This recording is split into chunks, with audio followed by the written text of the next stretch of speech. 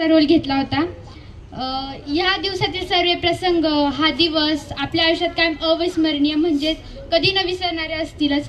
पण यावर आपण आता चर्चा न करता आपल्याला एखाद्या छोट्याशा रोपट्यातून एका मोठ्या झाडात रूपांतर करणाऱ्या शिक्षकांबद्दल बोलूया।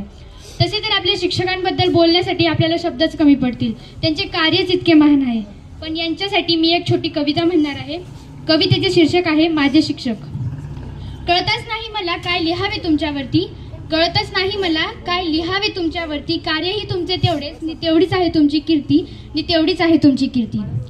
तुम्ही आयुष्यभर प्रयत्न केले आणि करतात, तुम्ही आयुष्यभर प्रयत्न केले आणि करतात आदर्श विद्यार्थी घडावे म्हणून, आदर्श विद्यार्थी घडावे म्हणून। थोडं मीही प्रयत्न केला त्यात माझंही नाव यावे म्हणून, त्यात माझंही नाव यावे म्हणून।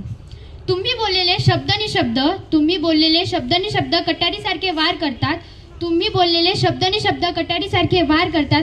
पण जीवनाच्या रणांगणात लढण्याचे मात्र सामर्थ्य देतात, लढण्याचे मात्र सामर्थ्य देतात। सर मॅडम तुमच्याविषयी खूप लिहायचे होते, सर मॅडम तुमच्याविषयी खूप लिहायचे होते माझ्या आयुष्याच्या डायरीत, पण अक्षरच सापडेना मला, पण अक्षरच सापडेना मला तुम्ही शिकवलेल्या बाराखडीत, तुम्ही शिकवलेल्या बाराखडीत। या दिवसाची म्हणजे शिक्षक दिनाची आतुरता सगळ्यांनाच असते, मग ते छोटे असो का मोठे असो।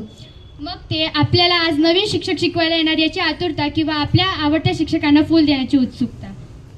आजचा दिवस फक्त टीचर्ससाठीच नाही तर आपल्यासाठी सुद्धा खूप स्पेशल असतो। आज शाळेत येताच आपल्याला एक नवीनच फील मिळतो।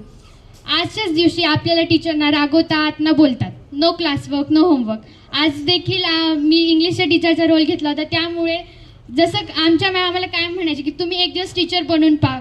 आम्हाला वाटतं त्यांचं काम खूप सोपं आहे, पण आम्ही आज करून पाहिलं तेव्हा समजलं की काहीच सोपं नाही। आम्ही फक्त 2 किंवा 3च लेक्चर घेतले, पण त्याच लेक्चरमध्ये समजलं की त्यांचं काम सोपं नाही आहे। थँक्यू।